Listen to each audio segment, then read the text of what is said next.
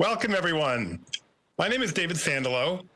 I'm a professor at Columbia University at the Center on Global Energy Policy, the School of International Public Affairs there.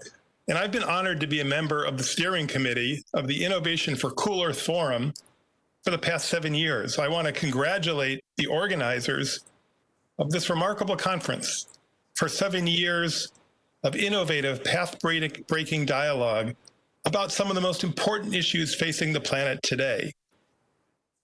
For the first time of this year, of course, ICEF, like every other conference in the world, is being held virtually.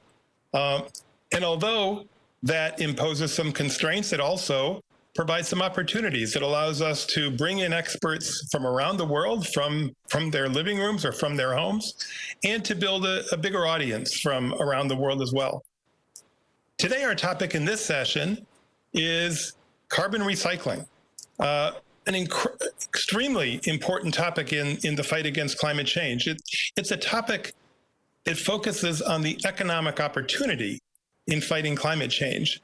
If we can take carbon dioxide, recycle it, turn it into useful products, that could be transformational in some aspects of the fight against climate change. ICEF has looked at this issue in a number of ways for several years. In 2017, a roadmap was developed in connection with ICEF that looked at parts of this issue. And this year, we're especially excited to have a really remarkable group of speakers to address it in this session. And so with that, let me tell you our basic plan. We have 4 speakers. I will introduce them each in turn. And when they're done speaking, then we will have a question and answer session and bring you in, because I know out in the audience, those of you who have logged on to this meeting, we have some tremendous expertise, and we want to be sure to bring you into the discussion as best we can. So let me start by introducing our first speaker, Dr. Jennifer Holmgren. Dr. Holmgren is CEO of LanzaTech, which is a leading biotech company and carbon recycler based in the United States. She spent the last 30 years developing paths for the production of fuels and chemicals outside the fossil supply chain. She's a real leader in this topic globally, and we're thrilled to have her as part of the session. Jennifer, the floor is yours. Dr. Holmgren, thank you so much for starting us off with such an interesting presentation and such a compelling vision of a kind of a big picture and a description of what your company is doing as well. We'll come back and bring Dr. Holmgren back into the conversation after the end of the other remarks. And our next speaker is Professor Alissa Park, who I'm delighted is my colleague at Columbia University. She holds the Lenfest Chair in Applied Climate Science at Columbia University and is also the director of the Lenfest Center for Sustainable Energy, where she researches issues in energy, environmental engineering, and particle technology. Professor Park, the floor is yours. Hi, everyone. It's my pleasure to give this talk. Actually, I attended ICEF meeting a couple of years ago. So although it's virtually, now I'm joining you again, so I'm very excited. It was a great talk by Jennifer, and I want to follow by this combining CO2 capture and conversion in a hybrid mode, which is very important to achieve overall sustainability. I don't need to talk about how climate change is correlated with increased CO2 concentration. In fact, we've been working on this already more than 3 decades, very hard. But now the challenge is even bigger. Not only we want to talk about the zero emission, we want to talk about negative emission technology. One of the reasons why we are talking about negative emission technology is that CO2 in atmosphere stays way longer than we hope to address, which means that the CO2 we are dealing with today to mitigate the climate change are including the ones we emitted in the long time ago, 20s and 30s and decades ago.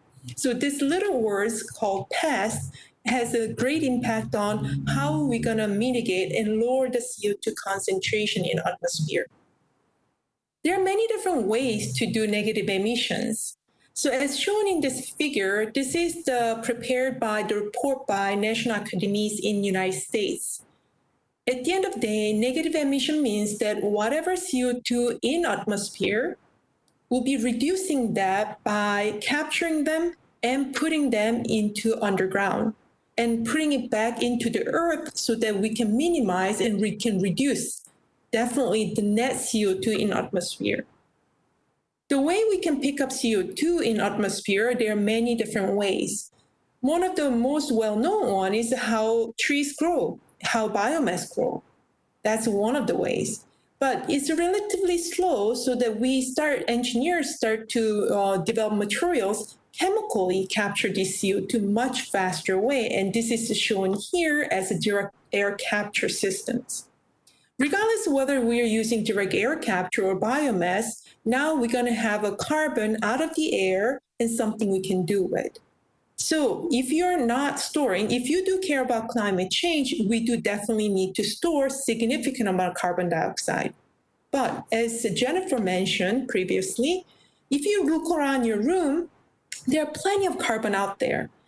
And it will be very hard for you to pick any item in your room right now which does not have carbon in it, which means that it will be almost impossible for us to decarbonize the chemicals and materials. But one thing we can do is defossilize them, which means that all the carbon which we're going to use in commodity chemicals or consumer products should come from environment, non-fossil carbon. This kind of brings to the interesting question on how to combine carbon capture and conversion. So this is the National Energy Technology Lab in the United States came up with, once you have carbon dioxide captures, what can we make? Or where can we use these materials? So if you look here, there are many different materials you can actually make using this captured CO2. But that makes it kind of another interesting question is that until now, our CO2 capture technology was developed considering that we'll be storing CO2 at the downstream. In order to do so, you wanted to have a CO2 much higher pressure and about 150 atmospheric pressure and pure and even remove all the water. But if your question is, I'm going to capture CO2, but use this as a chemical feedstock to make chemicals and materials and so on, do we still need to have an extremely pure CO2 at that high pressure? That's one of the big questions. So combining which is the pathway you want to go, storage versus utilization or recycling of carbon will have different impacts on upstream CO2 capture technology, including direct air capture. Another thing is, if you look here, there are many different things you can make using captured CO2. But what are the big ticket items we really need to focus on? Scale of different options are a big challenge. So there was one report in 2016, we actually reported at ICEF, done by McKinsey. And McKinsey actually updated their report a few months ago, in fact, it's June 2020. Based on their report, by 2030, this is what they're estimating, how much CO2 storage versus how much CO2 utilization. The light gray color is the CO2 storage. Definitely there will be a significant storage based on the CO2 capture, projection, and utilization storage. But you also see the dark spheres on this map. Includes enhanced oil recovery, which Professor Xue, we're going to talk about later on. But we also have fuel, construction materials, and plastics and chemicals. These are the three major things we can make once you capture CO2. So let's take a look at the construction materials. This has been already commercialized and somewhat, and there's a lot of industrially driven technology development at this point. Because, for example, steel industry makes a lot of alkaline waste materials, and they also make a lot of carbon dioxide as their waste stream. Interestingly, by putting them together and react, you can make much greener construction materials. This is one of the ways to utilize CO2 in large quantity, and this one can have a semi-permanency, which means that that particular CO2 utilized into product not going to come out into the atmosphere, which is a very positive point of this technology.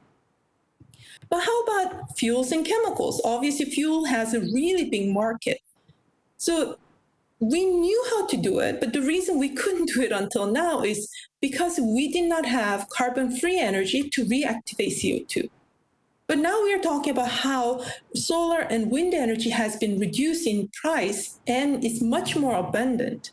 So now maybe we can use all this energy to make and reactivate CO2 to chemicals and fuels. In order to do so, we definitely need better catalysts, sustainable catalysts. Also, we also need co-reactant. Most of the time, we need hydrogen to react with CO2 to make chemicals and fuels. And interesting is we talk about now 4 different colors of hydrogen these days: black, gray, blue, green. And these different colors tells you different carbon intensity. Obviously, blue and green hydrogens are with lowest carbon footprint. So the question is, can we start with not only CO2 capture from the coal-fired power plant? That's almost something we are not even discussing at this point. Can we even go to cement plants, chemical plants, steel plants, go beyond unconventional these point sources? Or we can even go to directly capturing CO2 from air. And how to integrate this system with electrochemical conversion systems so that we can reactivate them. But as Jennifer said, we can also integrate biological system as such, shown in the next slide. So whole system goes, directly capture CO2 from waste streams and from air, and electrochemically, we can convert to C1 and C2 compound. And by integrating that again to biological catalysts and biological conversion systems, we can really update that to platform molecules. And all these different steps has to work very nicely in integrated mode with systems control and modeling and make the right decision to which platform molecule should we make for different applications. But at the end of all these, we need to ask this question. Okay, definitely we can make, for example, jet fuel out of carbon dioxide, which we captured, hydrogen, and renewable energy. But compared to jet fuel we just made from crude oil, is it really better for the environment? Let's do the simpler question. How about paper cup versus plastic cup? Which one is better for the environment? I think we can listen to the next speaker about more details on how to really evaluate these questions. So in summary, we need to consider all the CO2 sources for our future for climate mitigation. And negative emission technology will definitely play an important role. And we need to consider to develop new pathways to existing chemicals, but even new pathways to new chemicals. And all these technologies should be developed considering our environment being inside the system boundary, not outside. More details can be found in this report by Mission Innovation, and I'll be happy to answer any questions. Thank you. Thank you very much, Alissa, for that really interesting presentation. And we'll come back to Dr. Park for questions at the end and of this after we've heard all the speeches. And our next set of remarks will be from Professor Andrea Ramírez, who is a professor at Delft University of Technology in the Netherlands. Her research focuses on prospective technology assessment of low carbon technologies, including process design, techno-economic analysis, and life cycle assessments, which is really just perfect in light of the comments that Dr. Alissa Park was just making. Professor Ramírez, the floor is yours. Thank you, David. So do you see my slides? Just checking. We do. Okay, perfect. So I'm just going to spend a couple of minutes speaking a little bit of why life cycle assessment of CCU is so controversial. And it's like we almost planned it, and it fits very, very well with the last slides from Alissa. So thank you for that. So I think we understand and we have a basic knowledge of what the value of life cycle assessment is. And I'm speaking on life cycle assessment not as a tool that you can use to put a stamp in a given technology, but as a support design tool for new technologies. And if you look from that point of view, how can life cycle assessment can give me insights that I can use in the lab to improve my technologies or my pilots or my demos, then you realize that you can identify areas which need improvement. You can identify trade-offs early on that are easy to solve when you do it in the lab or in the pilot, that you try to do end of pipe when everything is installed and you have the oops moment because there has been a problem. So we are trying to look, and we call that prospective life cycle assessment, to understand how to use life cycle assessment for a better way of designing technologies. So why so controversial? And I think you see yourself as well on my screen. I'm sorry. I think one of the main reasons is when you see a CCU is not a technology, it's an umbrella concept, and we have seen that in the previous presentations. And that means that when you speak about life cycle assessment of CCU, you cannot just generalize and say CCU technologies are better or worse in general. Why? Because the performance, both economic, technological, but also environmental, is dependent on the product itself. It depends on what product I'm displacing, it depends on the size and the location and the value chain where I am implemented. And that means that you can have n number of possibilities, n number of results. It doesn't mean that you cannot generalize after a while, but it's not as simple as just adding is good or is bad. So just to give you an example, and something that we are working at TU Delft, and also my group is in electrochemical conversion of CO2. And when you are looking, and I think this is where we are beginning to struggle, is that life cycle assessment of CCU, which are right now in the literature, not all of them, many of them, have often assumed non-realistic conditions of partial system boundaries. And then it's very easy to do that, to then come with a second LCA, which will show you we're wrong. So what are we assuming? We're assuming that the energy is available, cheap, continuous, and low zero carbon. And we have good reasons to assume that. But if you are going to have a system that is only based on, for instance, renewables, and you don't have storage, so your system is going to be really running with the load of the renewables, then you cannot assume it's continuous. If you are going to have a storage technology, it may be cheap, but if it's not going to be for free, or it's not going to be as cheap as you initially thought, whether it's or not available, it depends on the demand. So there are certain conditions that you need to take into account, and just go beyond the assumption that it's going to be there. And a similar thing is happening with the CO2 that we need to transform. Many LCS and CCO have assumed that the CO2 is at gate, at the specifications required, that it's cheap, and that it's a waste. And in a life cycle perspective, if it's a waste, it doesn't have an environmental footprint. But in reality, it's not a waste anymore. It's our main feedstock. So if you consider it then a feedstock, then it comes with an environmental footprint, and that changes the life cycle assessment. The third point that generally you see where comes a lot of difference between LCS is how are they considering all the purification and all kind of downstream processing that you will need to do to the flows to get it to spec levels to be sold in the market. We have a lot of technologies there. We need to develop some more flexible, more friendly, but you cannot forget them, because you can be saving a lot of energy upstream and then consuming a lot of energy and producing emissions downstream. And the final thing, I think, where we are struggling with life cycle assessment is that we are assuming that if I produce a product which has the same chemical composition, then, and I compare it with a petrochemical product, then I don't need to do the end-of-life assessment, because it's a comparative analysis, so the impacts will be the same and they will cancel each other. It could be the case, but it depends what are you going to use what are you going to do with the product. So if you are, for instance, producing formic acid and from a electrochemical conversion, and you say my market as a CCU for formic acid is not tanning skins of animals, but it's going to be a chemical building block, or it's going to be a hydrogen carrier, you cannot just take fossil fuel formic acid and then compare them and cancel the end of life, because the end of life of both products is completely different. So there is a little bit of care to be taken in that case. So this relates a little bit to what Jennifer was speaking before, and is we have been doing the process modeling. So I'm also a chemical engineer. So we have been doing the process modeling of electrochemical conversion of CO2 to ethylene. And one of the first things we realized when we did the process is, of course, keep it small. Otherwise, it's not working, it's not feasible.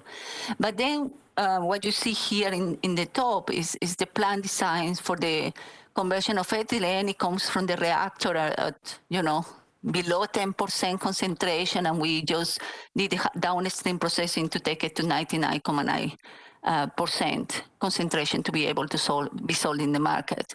But then we ask ourselves, let's assume that we will have a wind park that is completely and just dedicated to this plant. How would the plant look like? And what immediately we did is reduce the size of the plant. We also reduce the heat integration to increase the flexibility so you can turn it on and turn it off. These kind of designs, and there can be many types, they do affect the plant layout, they affect your capacities, they affect your mass and energy balances, and they affect the emissions. So if you are thinking on operating a flexible plant that looks like that, but you do your LCF for a plant that looks like that, your results are not going to hold. So other thing that people are doing is thinking, okay, this is a technology that will be there in 2040, 2030, 2040, 2050. And most CCU technologies then will be today in the proof of concept of lab or pilot, so a low TRL. If that is the case, they have high inherent uncertainties because you still need to scale it up. That's not a problem. That's how we develop technologies. But if you're going to do an LCA that is going to compare it, and you're going to do just the prospective analysis and scale it up and trying to understand what will be the bottlenecks, and this is going to be in the future, you need to really think, what are you comparing your product with?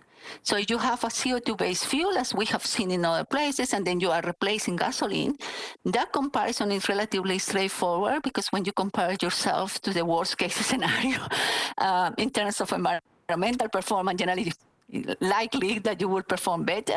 But the question is whether in 2040, will you still deploy displacing gasoline, or are you going to be displacing biofuel, or are you going to be displacing hydrogen as a fuel, or are you displacing an electric vehicle?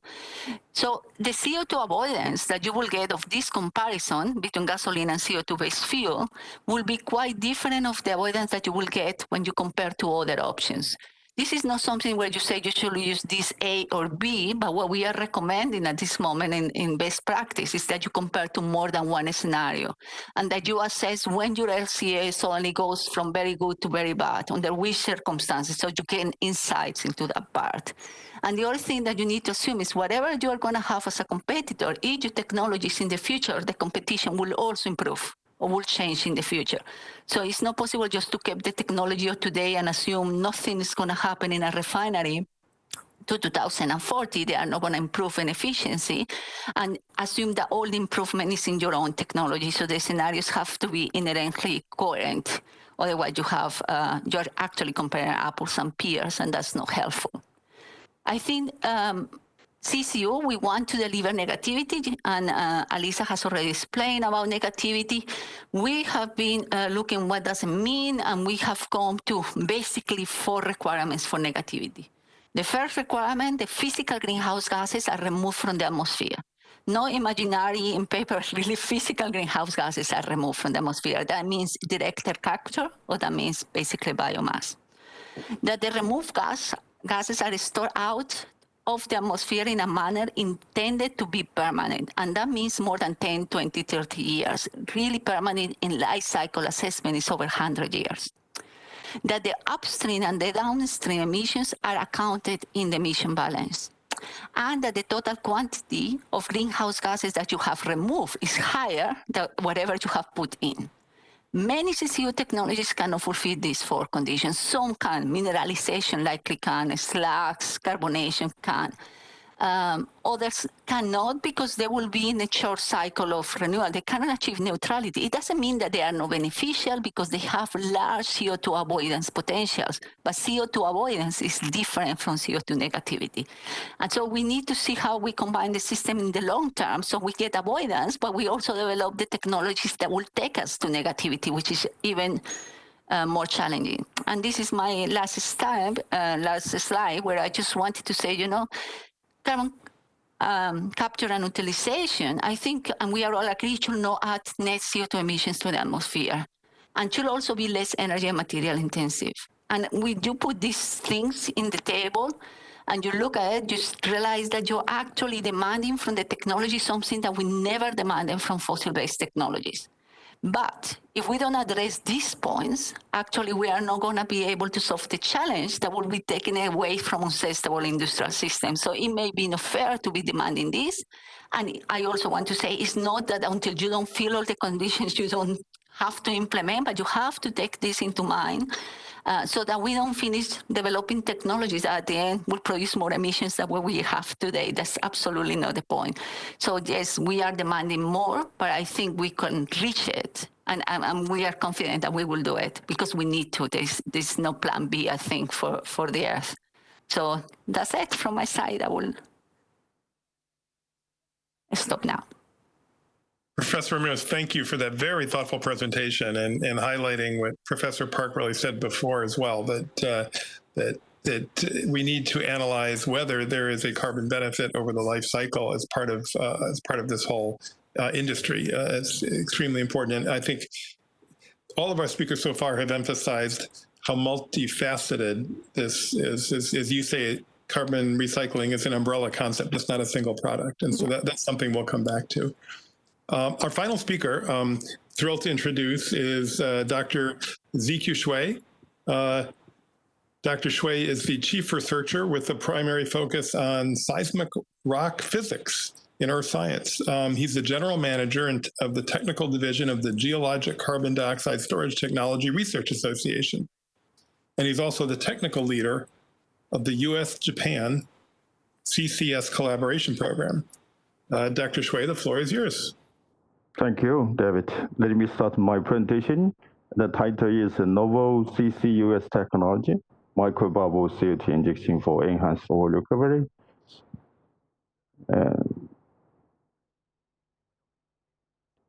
I think most of us are familiar with this slide. By inject CO2 into the oil field and to improve the oil recovery. It is widely applied in North America since the 1970s.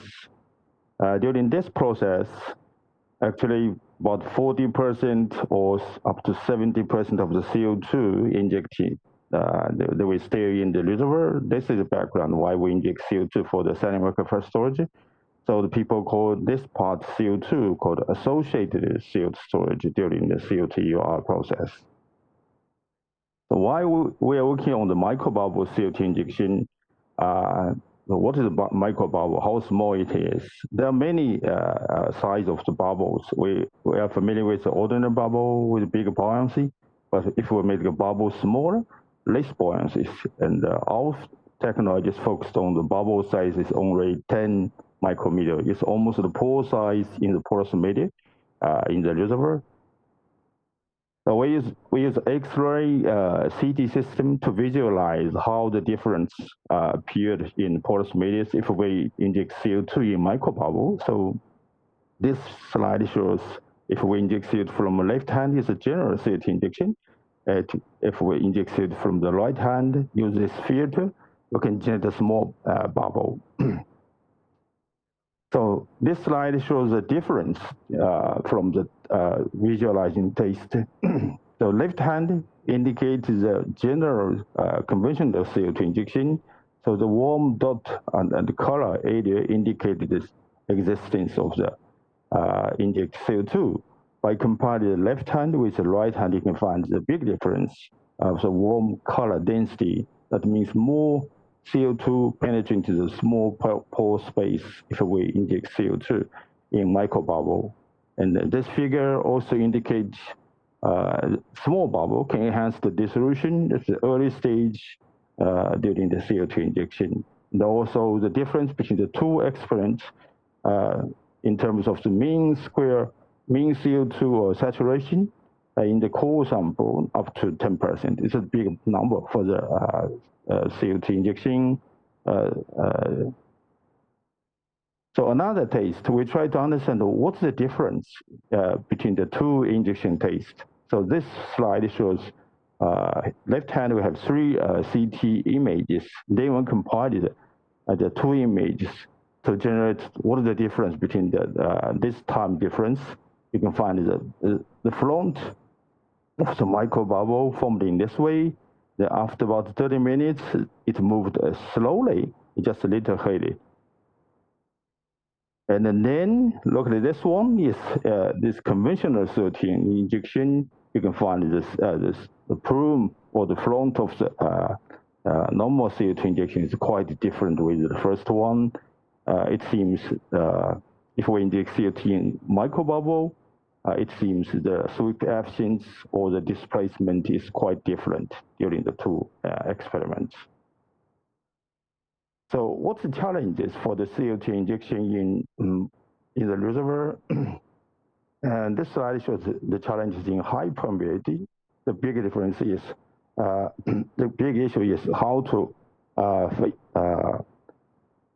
use the gravity overload of inject CO2 because of the density difference, also viscous fingering. And we believe injecting microbubble CO2 can control the CO2 mobility and also reduce the risk of early breakthrough. And then I'll give you an example. We inject CO2 into this really high permeable sandstone. The right hand shows the normal CO2 injection. You can find the CO2 come to the top side of the sample and across the sample quickly. And the left hand showing the microbubble CO2 injection. The CO2 exactly flowing to this top side because of the high permeability. But also you can find the CO2 also appeared in the lower part. It seems the big difference between the CO2 migrations during the 2 tests. And another issue in the CO2 EOR is we need to treat the geology, reservoir geology, particularly if the permeability of the reservoir is quite low. And from our experience, we understand the microbubble CO2 injection can penetrate into the low and flooded the low permeability zone and improve the sweep efficiency. As a result, we can produce more oil from the reservoir in the case of CO2 EOR. So this slide shows the 3-phase experiments. 3-phase means CO2, brine, and oil. We use a core sample provided by a Japanese oil company. This is the image showing the core sample. You can find the heterogeneity is quite. So when we inject CO2 in microbubble, and also we apply the same CO2 injection in normal bubble, then I pasted the 2 results in this columns. The left one introduces the indicated the microbubble CO2 injection. The CO2 comes this way, and at the right hand you can find the CO2 for the normal bubble CO2 injection also flooded the same area. Even the CO2 penetrating the same area, but if you compare the color density, warm color density, right hand and the left hand, you can find microbubble CO2 injection always shows a high density of the warm color. That means the CO2 saturation is quite different in case of microbubble CO2 injection. So then we estimate also measure the oil recovery ratio. This table showing the microbubble CO2 injection at the result shows the oil recovery up to 94%. Applied to the same CO2 flooding in normal CO2 injection, we only can recover the oil up to 78%. People, if they're wondering if they don't have the CO2 source, can they use nitrogen? We also performed this test, found that the recovery ratio is quite low. So we believe we just changed the mind of CO2 injection, we can achieve more than 10% for the oil recovery. Last year, we carried out this pilot test in Japan with the oil company. Here shows some photos, the bubble tools we can install the tools into the subsurface. It can generate very small bubble for the CO2 for the oil recovery. This slide shows the schematic view. We purchased the liquid CO2 from market, and then inject the CO2 into the reservoir. The point is, we inject a mixture of CO2 and brine, trying to keep the CO2 always in bubble side, in micro bubble. So the ratio is CO2 brine is 9:1. So let me show you the result. We compiled the two injection tested this pilot site. So this column indicates the microbubble CO2 injection.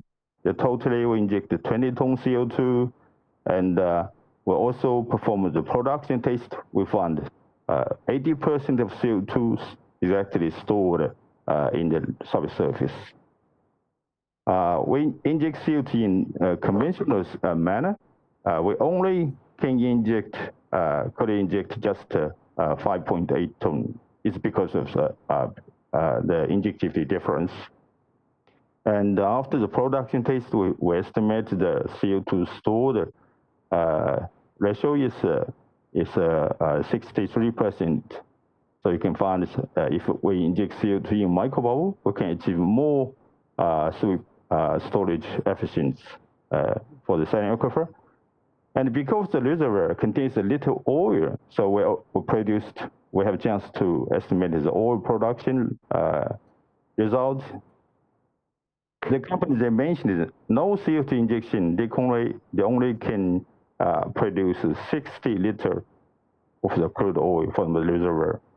But after the microbubble CO2 injection test, we exactly collected 600 liters from the same reservoir. It suggests that microbubbles can improve the oil recovery, and as well as the CO2 storage efficiency. CS8 has a task force report recommended technology for the improvement of pore space utilization. Microbubble CO2 injection comes to the first priority, can be used for the pore space utilization.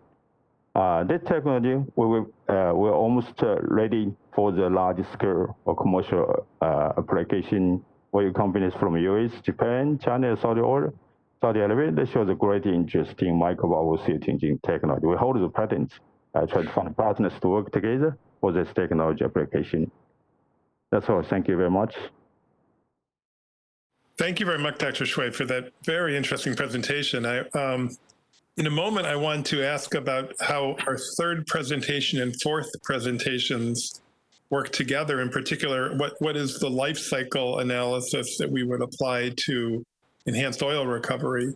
But before we get to that, I wanted to get to a question that we have in the chat that Jennifer and I were chatting about. There's a question about the cost of hydrogen production. And this is potentially very important for some of the applications we've been talking about. Jennifer, do you have any thoughts about how hydrogen can be produced at scale without emissions? Well, actually, I think the question, so I don't know if I can address that as well as you can, David, but actually, I thought the question was how that our biosystem requires hydrogen to make ethanol. Yeah, and the reason I wanted to address that question is because actually the organism doesn't need additional hydrogen if it has carbon monoxide. It does its own water gas shift to make hydrogen. So if you have added hydrogen or there is hydrogen in the stream, like in a gasified waste stream, then the organism will use that rather than make it. But I wanted to point that out because I want you all to understand the flexibility of biology, because I think we all tend to think about thermocatalysis. And so here's an example of a biological system doing everything it needs, making its own feedstock, if you will, to be able to make product. I think on how you generate hydrogen, David, you have done a study on that, so I would pass that back to you. Well, I'm actually not a real expert in this, but I don't know, Alissa, is that a topic that you've? Sure, I like can to answer speak to that it? I think I'd rather, hear from Alissa on that. Sure. So as we kind of glimpsed through my slides, but one of the important thing I was talking about, when you try to do CO2 utilization, you do need hydrogen. Because if you want to make any materials, you need hydrogen. Like Jennifer said, biological system can make its own hydrogen using energy from carbon monoxide internally by converting water into hydrogen. So that's really unique in terms of biological system. In terms of chemical system, we have to either split the water in situ or actually make hydrogen and put it into the reactor. That becomes very challenging, but United States is kind of unique situation. I don't know whether it will be still unique after pandemic because we were blessed, or should we say blessed or not? That's David's answer, I guess. Shale gas. Because of such a low price of natural gas, you can make really cheap hydrogen. And if you just make hydrogen out of a natural gas, it's not as green because you still emit CO2. Better than coal, but it still emits CO2. But blue hydrogen I was talking about is doing steam methane reforming of making hydrogen from methane while capturing CO2. That's still economical in the United States because shale gas is really cheap. Is it the same case in rest of the world? No. And if our shale gas price changes in the United States, it will change again. Means that we need to really significantly lower the cost of the electrolyzer for us to get to green hydrogen, which can make this CO2 recycling. So two things you really need in terms of economics to make CO2 recycling work. First is electricity or energy from renewable has to be cheap, but hydrogen cost has to be very cheap. And of course, CO2 capture has to be cheap.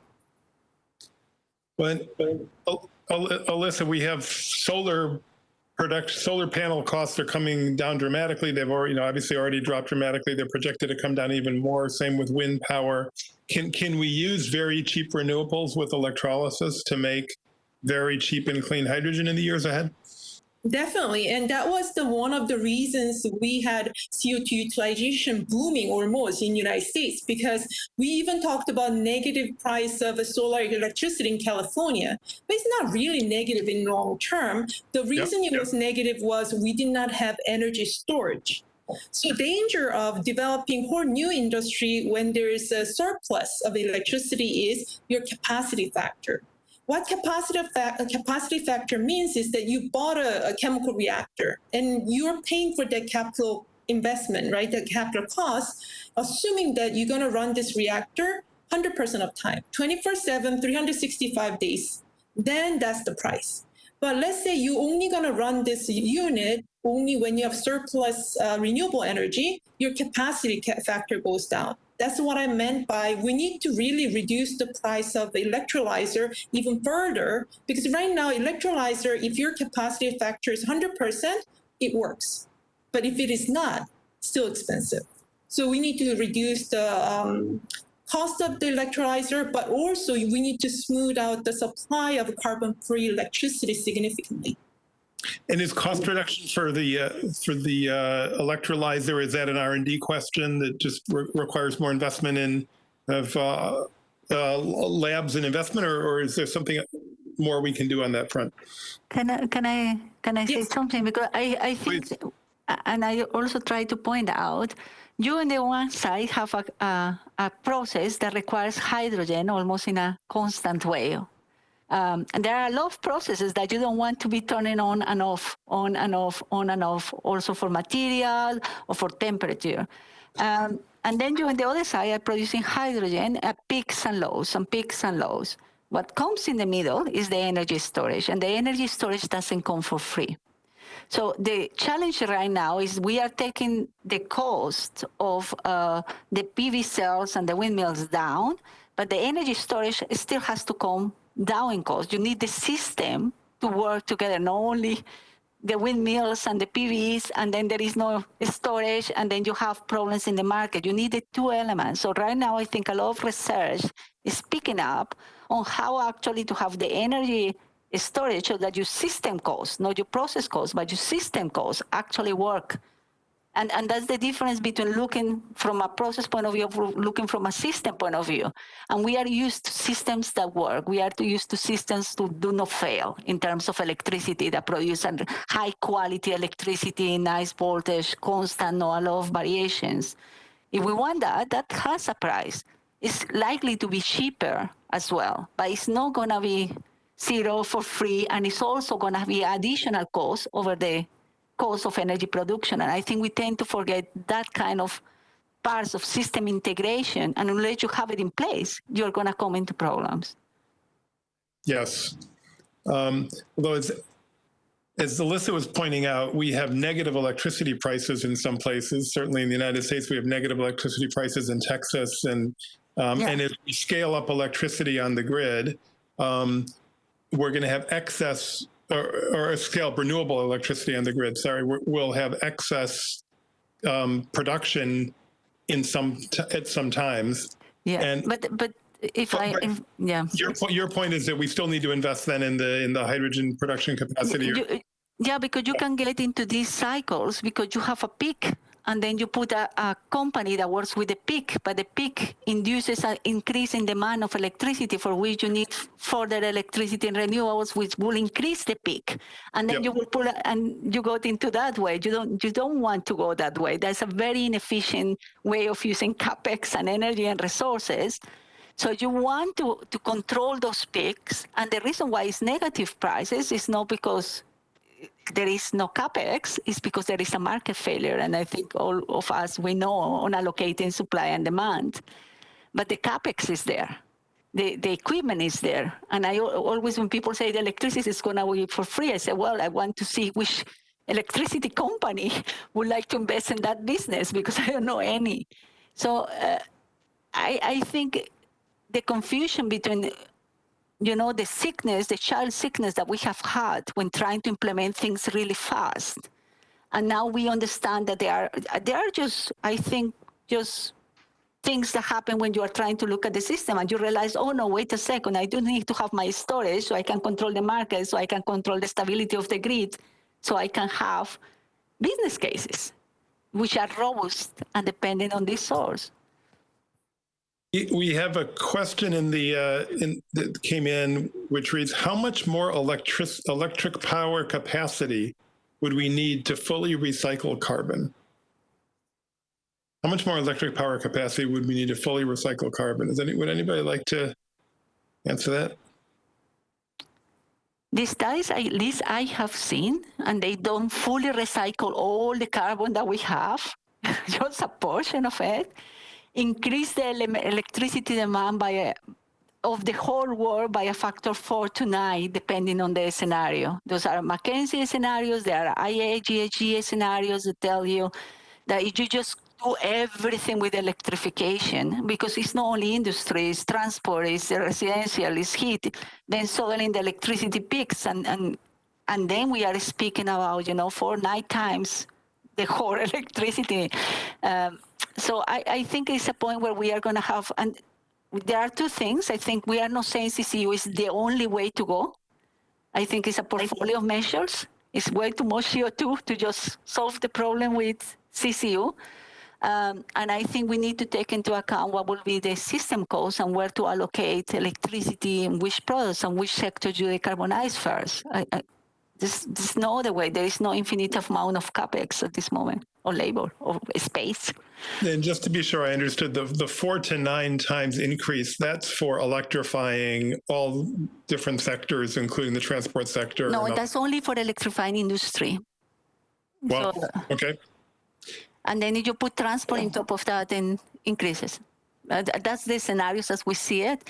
I think they will maybe go down because we are having inefficient processes in the scenarios, but it's a huge amount of electricity. You are going to produce everything we are producing today. Of course, we could stop producing as much and get a little bit more sustainable to keep the system under control. And I think that's part of the question. And if I may, can I jump in, David, for a second? Jennifer, absolutely. So I think to Andrea's point and Alissa's point in terms of looking at the system, we once looked at, somebody asked us, Jennifer, can you use all the CO2 in, for example, a coal-fired power plant and convert that to product? And if you actually do that calculation, because of, as Alissa said, and microbes is the same thing. If I start with CO2, I need hydrogen. I have to have a source of energy. We calculated even an optimum case, bringing in enough hydrogen to convert all that CO2. Our solar and wind farms would be as big as, and have as much energy use as that coal power plant, right? So, these are not perpetual motion machines. And so it makes absolutely no sense. At that point, you just say, well, I'll just substitute that coal power plant with potentially a solar or a wind farm. You can't get something for nothing. Recycling carbon is going to be energy intensive. And so you have to pick how you do it. And the answer is not the same for every industry. An approach that may work to decarbonize a certain sector will not work for another. And so really, we have to think about this carefully. But I go back to what I said at the beginning, not so carefully that we do nothing, and then we have a bigger problem. So anyways, just my thoughts for the point. That's a very important point. We have a question about what would be the most commercially viable products to be produced by carbon dioxide captured from fossil fuel? Anyone have any thoughts on that? Jennifer, you spoke to that a bit, but yeah. Or Alissa? So do you want me to go ahead, Alissa, first, or you want to jump in? Go ahead. Okay, so one of the things we focused on is not the most valuable chemicals, but rather the largest commodity chemicals, because we're trying to have a real impact, right? At this point, we believe that the selectivity of microbes allows us to go after commodities in a way that makes economic and energy sense. So that's what I would say, is that we are targeting high volume, low margin, but things that can be made in a replicable way. Other people, when they start with sugar, for example, which if you think about it from a tree perspective and you go cellulosic type approaches, is also carbon recycling. I mean, trees are the original, and sugar has a lot more energy than something like carbon monoxide, even if you bring in hydrogen. And so because sugar has so much more energy, you're able to make bigger molecules, the specialties, very efficiently. And so I think it goes back to the same point as before. It's not all the same tool to solve this problem. Alissa, to you. Yes, so I think in the McKinsey figure you saw, there is a market, and these markets has different scale. And I think one of the easiest or short term, something we can achieve is definitely construction industry, because we already commercialized that sector, and it's not only driven by CO2 utilization, but more on solid waste management. So a lot of industries that makes a lot of alkaline solid waste, they have issues because they need to pay for a lot of real estate as well as disposal costs. And they start do the calculation, even without the carbon credit, without the CO2 capture price, they realize that a lot of these materials need to be treated before they can either utilize or dispose. And that's where CO2 utilization have synergy with the construction materials. We already have a commercialized technology out there, and the price will come down very quickly. In terms of fuels, the market is so big. Definitely there will be we cannot consume entire fuel market with the CO2 drive fuels, but definitely there will be a role to play in near future as well. Well, thank you. Well, we're starting to run down to the end of this great session. I wanted to come back to the question I noted earlier, which is about the life cycle analysis related to enhanced oil recovery. We heard a very interesting presentation by Dr. Xue, and you said that your microbubbles could increase the recoverable oil tenfold, if I heard you correctly. And it sounds like that might actually be increasing CO2 emissions. I wonder, either Andrea, if you've looked at this, or Ziqiu, do either of you have thoughts on the life cycle impact of enhanced oil recovery. Well, Yes, Please, Dr. Yeah, Ziqiu. Thanks. I think this is the next step we have to do. Why working on this technology? Because I think if we look at the Asian countries, they have to take care of the big growth of the economic and the populations. They do want to fight the global warming to reduce the CO2 emission. But at right now, this stage, if you look at these countries, the regions, they don't have much fundings, don't have technologies. So I think in Asian countries or these areas, Japan is a leader in CCUS technology development. I think we can collaborate with Asian countries to help them to take care of the economy, also at the same time to take care of to fight the global warming. About the LCA, maybe I need to work with Andrea later. So the LCS of EOR has been looked for a there are several, many. There are guidelines. Environmental Protection Agency in the United States have a specific guideline for LCAs of enhanced oil recovery. There are a couple of things, and I think as in any CCU, the LCA footprint will depend on where your source of CO2 comes from. So it's a huge difference if I'm extracting CO2 from a natural formation, actually from underground, just extracting the CO2 to injecting it, or if I'm using CO2 from an industrial or a coal power plant, that makes a difference for it. I lost you. Did you? And the second thing that matters, besides the source of CO2, of course, is how the operation it is. In most of the enhanced oil recovery, you do recycle the CO2, but the CO2 is reinjected. Actually, the cycle is quite efficient. So when you close the well, what we are is around 75% of the CO2 remains on the ground, and closing should be all the CO2 on the ground. So it depends a lot of how is the management. So if you are putting CO2 from an industrial source, the LCA will look much better than you are extracting CO2 from the underground. That doesn't make sense, especially nowadays. The CO2 the oil at the end is going to be combusted. So when you look at the LCAs of enhanced oil recovery, it makes a difference whether it's a gate-to-gate or upstream to the gate, to the well, or whether the combustion of oil is included. And that will switch your LCA from looking quite positive at gate to looking quite negative when all the CO2 is. But reality is CCS, also in enhanced oil recovery, will produce a better footprint than just allowing the emissions to go upstream and not being stored on the ground, especially if we close the cycle and try not to have the CO2 being emitted afterwards. Well, I think we're down to our last couple of minutes. In fact, we're slightly over time here. But I want to end with a question that came in from our chairman, actually. So the chair of the steering committee of ICEF is Mr. Nobuo Tanaka, a great global leader on energy issues. And one theme that Mr. Tanaka has brought into the ICEF conference in a very strong way is gender equality and the role of women in the clean energy transition. And we have, I think you noticed, we have 3 extraordinary women who are speaking tonight. And so Nobuo asks, is there a particular role for women or diversity in carbon recycling?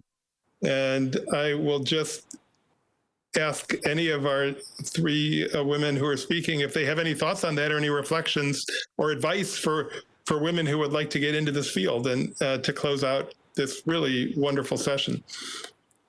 May I start? And I just do it shortly. Please, Andrea, yes. Yes. I would say, and not only woman, diversity especially. I think we are faced with a big problem, and diverse groups in gender, in nationality, in belief, diverse groups that work together come with different solutions.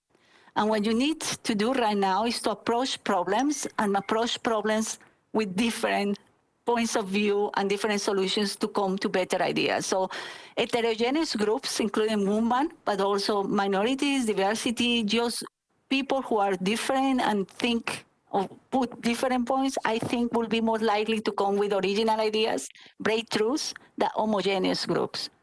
And that has nothing to do with gender, it has to how we can actually complement each other. So yes, I think it is a point. That's very true to my experience, absolutely. Jennifer or Alissa, any thoughts on this? Yeah, so I Alissa. had a very interesting experience with the UN Women's Group. What I did not know was that in developing countries, the collecting energy resources is women's job. I did not know that. Like it could be twigs, it could be cow dung, whatever it is. So what they were asking me was that if we teach them new sustainable energy technology, they can not only improve their environment, they can empower women. And I think that may really resonate with me that a lot of this technology development, now we are putting environment into equation and humans into equation. The diverse views are very important, and also it will also empower and improve the quality of women's lives in developing countries, and that really interesting side effects, which is very positive, I thought. Jennifer, you have the last word for this session. Right. Well, first of all, I think in any new field, and especially in this one, we need all hands. In other words, we need policy, we need LCA, we need experimentalists, we need modelers, we need everything and everybody. And so the beauty of that is whether men or women, there's lots of room for people who have different backgrounds, different experiences to contribute. And I think that makes it easier also for women, because it's a new field and everybody has to be welcome. So I don't think it's a surprise there's 3 of us on this panel. And I think we just need to keep fighting the fight, everybody together. Thank you. Those are great words to end on. So let me just end by first, I want to thank the organizers of the ICEF conference. A lot of work goes into producing a discussion as rich and intellectually interesting as this one. So thank you to everybody who helped to organize this. Shan at IEEJ, we really thank you in particular. And to the audience who stayed and contributed such interesting questions, thank you so much. And let me thank our speakers, Ziqiu Xue, Andrea Ramírez, Alissa Park, and Jennifer Holmgren. Thank you very much. Good morning, good afternoon, good night. Thank you for joining us. Thank you. Thank you.